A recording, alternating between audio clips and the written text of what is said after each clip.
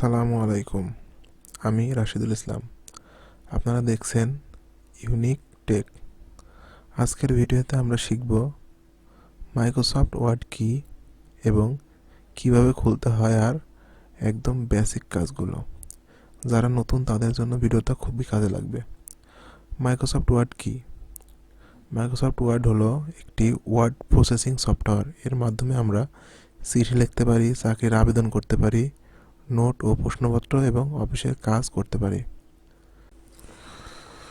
তাহলে চলুন কথা না বাড়িয়ে আমরা মাইক্রোসফট ওয়ার্ডের সফটওয়্যারটি ওপেন করি। এটা করার জন্য আমরা উইন্ডোতে ক্লিক করব, উইন্ডো বাটনে ক্লিক করে এই জায়গাতে এমএস ওয়ার্ড লিখব।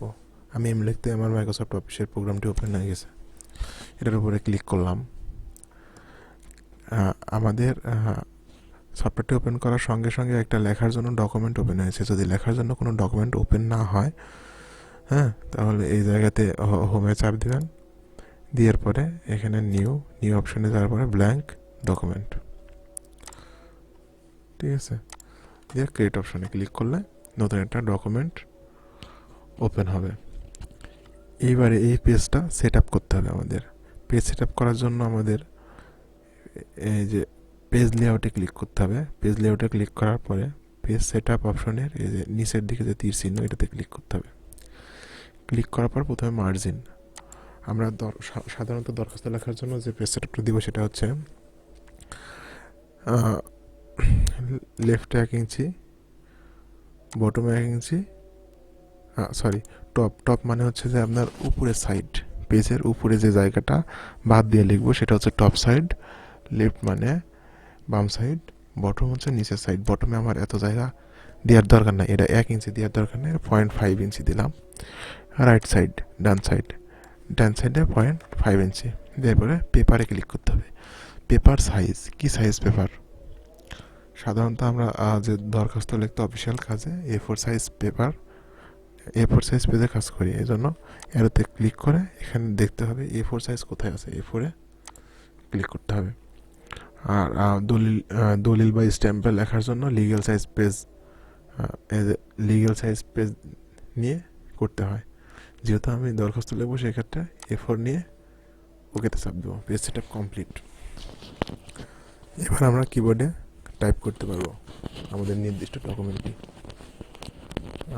মনে করেন আমি লিখলাম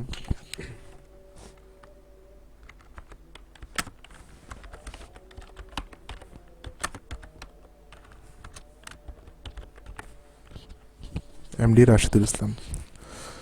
এখন এই লেখাটা চাইলে আমরা হোমে গিয়ে লেখাটি সিলেক্ট করার পরে এটা হচ্ছে ফন্ট সাইজ।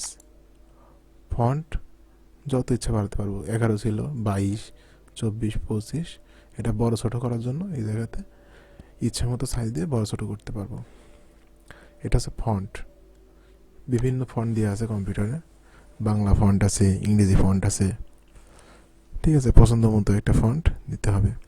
আমরা ইংরেজি দরখাস্তের জন্য সাধারণত যে ফন্টটা ইউজ করি সেটা হচ্ছে যে টাইম নিউ রোমান।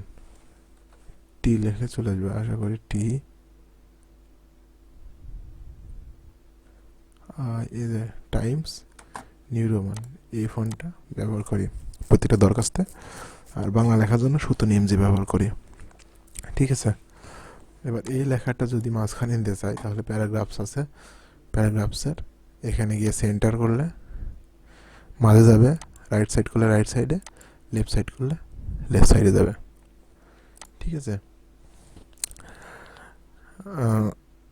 এবার আমরা চাইলে ফন্ট কালার করতে পারবো।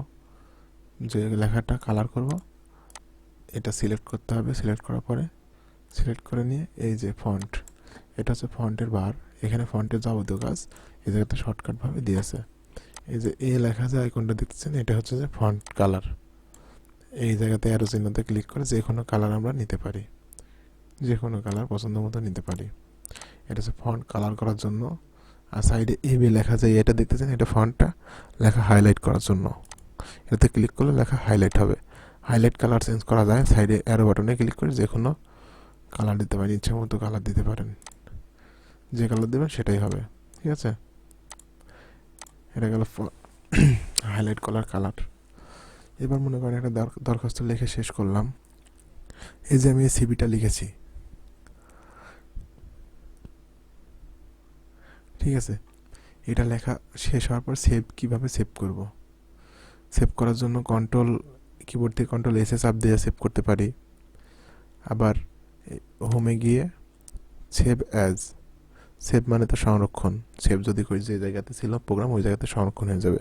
আর আমরা যদি কোনো নির্দিষ্ট জায়গায় নিজের মতো করে সেভ দিতে চাই তাহলে সেভ অ্যাজে ক্লিক করতে হবে। এখন কোথায় সেভ দেবো, মানে ডেস্কটপে সেভ দিতে পারি, পিসিতে যে কোনো ড্রাইভে সেভ দিতে পারি। ডেস্কটপে ক্লিক করলাম, এই জায়গাতে ফাইল নেম কী নামে সেভ দেবো, রাশেদুল 11 এই নামে সেভ দিলাম। দিয়ে এখানে হচ্ছে সেভ অ্যাজ টাইপ, এখানে ওয়ার্ড 97 থেকে 2003 সাল পর্যন্ত সাপোর্ট করবে। এটা আপনি যে টাইপ ইচ্ছা দিতে পারেন।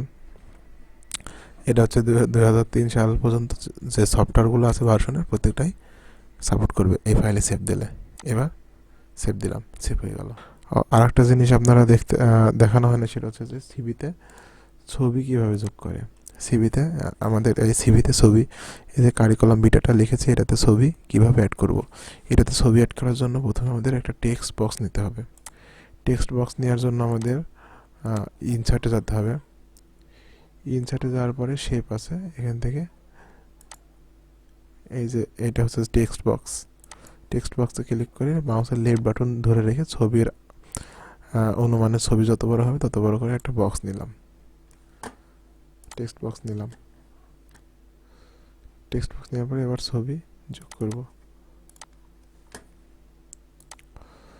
এবার ফাইল থেকে যে ছবিটা আমি সিভিতে দেবো, এই ছবিতে টাইপ করে ধরে মাইক্রোসফট ওয়ার্ড নিচে যে টাস্ক বারে আছে এটাতে নিয়ে উপরে ক্লিক করে গিয়ে এই যে টেক্সট বক্সের ভিতরে ছেড়ে দেবো।